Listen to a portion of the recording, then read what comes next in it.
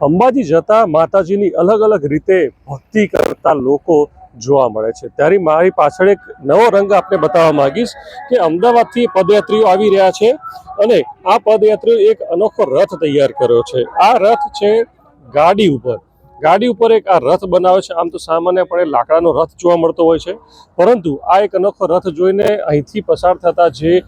લોકો હોય છે એમના પણ કુતૂહલ થતું હોય છે અને એક આ ગાડી પર જ માતાજીનો આગળ ફોટો રાખ્યો છે, સરસ લાઇટિંગ કરી છે, શણગાર્યો છે અને માતાજીને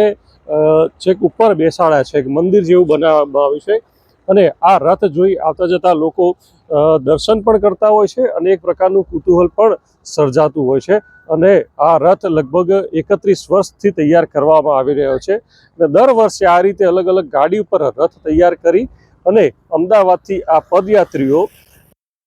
7 દિવસ ચાલી અને અંબાજી પહોંચે છે અને આ રથ સાથે લઈ અને અંબાજી પહોંચી પોતાની ભક્તિ રજૂ કરે છે। મહેસાણાથી મનીષ મિસ્ત્રી, ટીવી9।